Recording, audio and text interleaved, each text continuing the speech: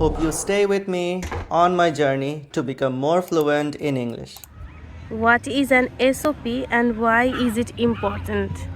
An SOP stands for a statement of purpose. If you ask a lot of people, they will say that this is the most important part of an application, whether or not you get admitted into the program, whether or not you get a scholarship, a fellowship for that program. This is one of, if not the most important things in the application process. Why so? Because it shows the admissions committee why you want to go and pursue the degree in the first place. What's in it for you and what's in it for them. How long should my SOP be? The length of your SOP depends on the university program's instructions. So different universities and even at the same university, different programs may have certain requirements. They may tell you an exact word limit.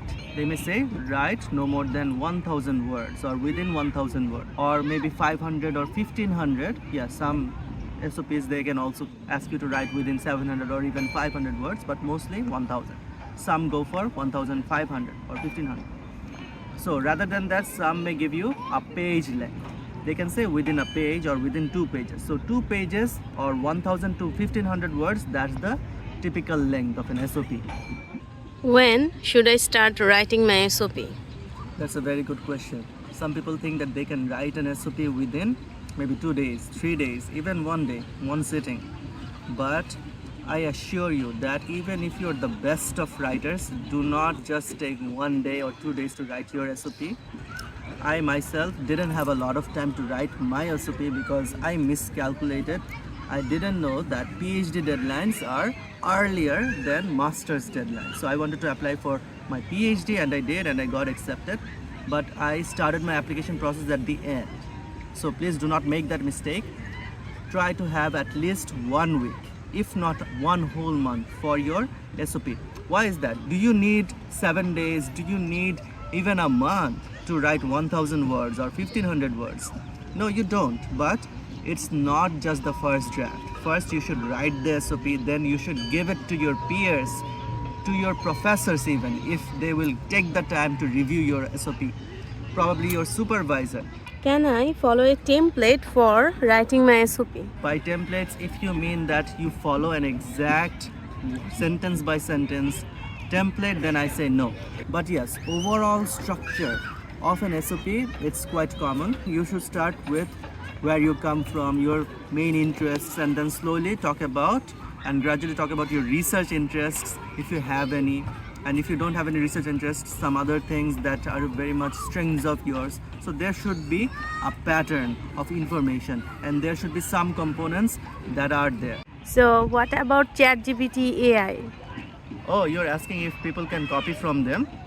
No, definitely not. I would say 100% do not copy even a sentence from ChatGPT or other or any other software. The people who will review your SOP, they are much more knowledgeable than you and I. They will definitely understand if a paragraph is copied. If a sentence is copied, maybe they will not understand, but they have plagiarism and AI generation software that they can actually track. What about the outline? If they ask and they give the outline, so can they follow that?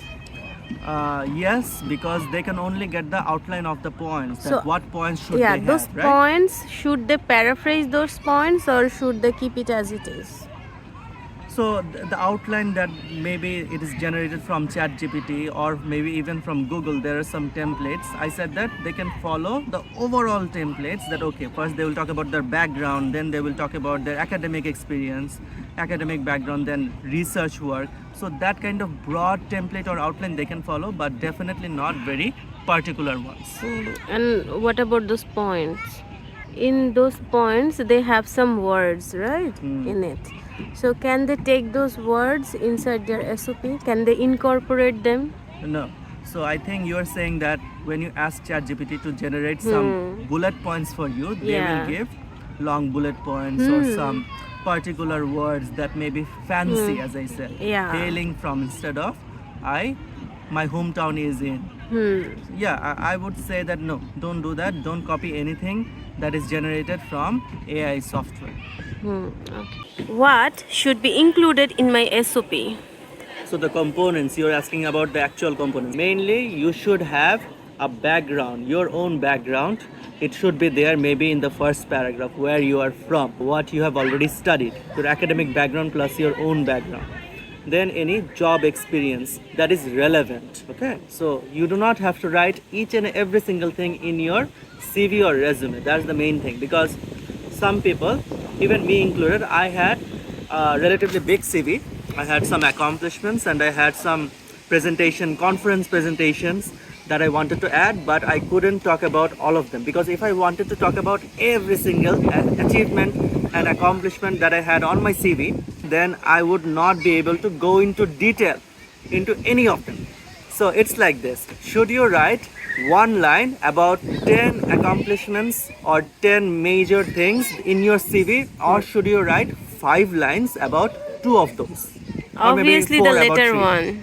4 about 3 or 5 about 2. Obviously, the latter one, Sanjida. Yeah, obviously the latter one. Yeah. Your SOP is not just a big CV, right? It's not just a narrative CV. So some other things that you should include in your SOP are, for example, any other strengths that you have. Maybe out of everything you have done that will prepare you for this master's or PhD, your CGPA is the highest. Maybe you had a 3.5 plus or a 3.7 plus CGPA. So highlight that. Say how you maintained your CGPA despite a lot of other things. Maybe you had some other responsibilities. Maybe CGPA was not your strong suit. Maybe you had a below 3.5 CGPA or even below 3 CGPA. Still there's a chance. But if your CGPA is less than 3, still you can highlight your other skills. Right. Like if you were a volunteer or if you were even in the scout, then you can highlight that. Even if you were not in the university, if you were in school or in college, if you did any work that time, like scout, voluntary work for the society, teaching young learners, those who are very poor, and you went to those areas and you taught them, Right. then you can include them. Of course, like private tuition Yeah. or maybe humanitarian activities. Yes. Even if it is not directly related to your PhD or your master's that you're applying to, even if not, still you can make it relevant, you can twist it. Maybe you just ran a marathon. That marathon was for charity. So it showed how you are worried or concerned about the environment if you are a sociologist. So can they include, like if you did any cleaning, like park cleaning Yeah. or drain cleaning, right. drainage cleaning? So environmental can they, friendliness, right? Right. But right. can they relate it if they are in education? Yeah, of course. Why not? Because Okay, it's how? something that we should teach not only to small children but even to adults. Like in Japan, the culture is like this. They Yeah. have to do that. It's not only extracurricular activities, it's a core curricular activity. So it's within their curriculum. So education is not only about studies, it's also about being educated, having an educated mind, being environmentally cautious. So yes, if you can relate any extracurricular or co-curricular activity that you have, any experience, please do so.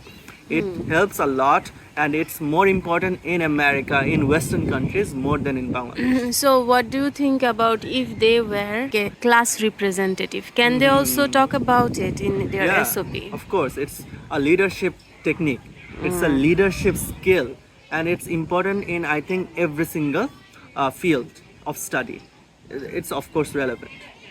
Should I write one SOP for every university I apply to?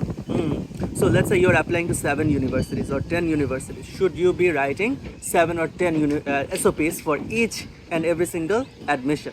I would say you do not need to, but you might be applying to more than one program, or one program. For example, for me it was English, a PhD in English, but the concentration was linguistics. Another program was a PhD in applied linguistics.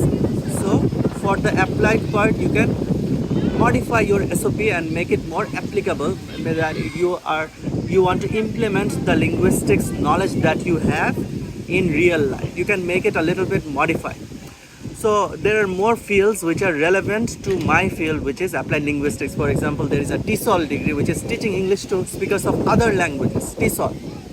So if I apply to any program which is Masters in TESOL, MA in TESOL, or maybe PhD in TESOL, if there is any such program, then I would focus more on teaching rather than on linguistics. So a little bit modification may be required, but mostly if it's the same program or very much related program, you just need to write 1 or 2 SOPs, maybe 1. Can I make up anything in my SOP? Making up, you mean can you Yeah. lie or exaggerate Yeah. on your recipe? Please do not, because maybe you can get by. They will not understand whether it is actually true or not. Let's say you don't have any certificate for it, but you went and you did some volunteering activities. There is no certificate for it. You don't have to prove it. Maybe they will believe it, but afterward, if your supervisor, especially if you're from a STEM field, if your supervisor realizes later on that you lied or exaggerated on your CV, things will get pretty interesting, and that's the sarcasm of course. Things can go south. South. So, like people say that if you don't have extracurricular activities, then how can you get chance? Because they give importance to extracurricular activities. But I think you are the perfect example of that. You don't have the like hands-on activities. You didn't do any. So no significant extracurricular activities I had. You're right. I didn't also write about any extracurricular activities because my strength was in academics. I was the first in my batch in both my bachelor's and master's programs, and also I had 2 years of teaching experience, and I won many competitions. So if you might not be a jack of all trades, but focus on your strengths. That's why an SOP, as I was saying many times, I've been saying, it's not just a big version of your CV or resume. It's about highlighting your strengths, and also, let's say, going back to a previous question, what should be included in your SOP? If you did not have a good CGPA, this is your chance. Your SOP is your chance to explain any weaknesses in your profile.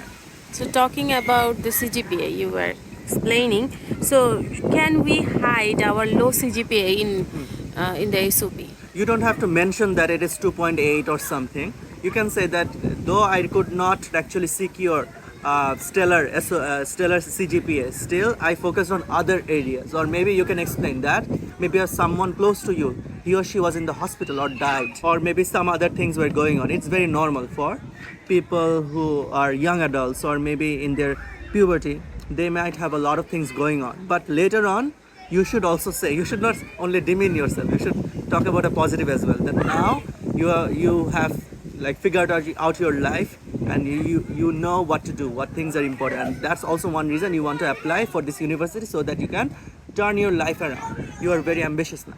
So what happens if my SOP has grammar mistakes? Please do not leave any grammar mistakes. There are so many ways to make sure that you do not have any grammar So mistakes. can they use Grammarly for that? So Grammarly, it has changed now. They use some AI. They might suggest you to change your tone, to change your writing style. Do not do that. They also suggest some words like instead of that, write these. Right. So don't do that. Just correct your basic errors, like maybe a subject-verb agreement error, maybe it's a spelling error. For that you can use Grammarly, but more than that, so rather than Grammarly, you can give, as I said, to your peers, to your mentors, to your supervisor.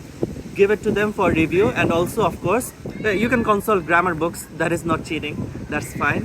It's not your first draft, as I was saying. Please write 2-3 drafts before submitting.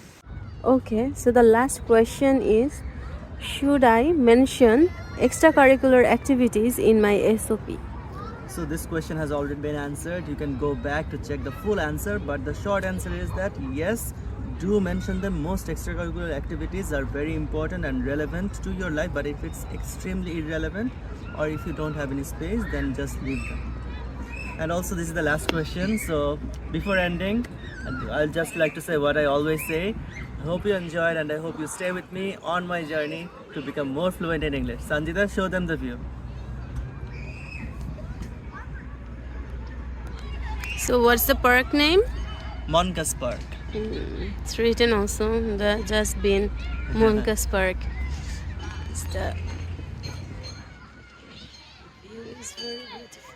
Subscribe.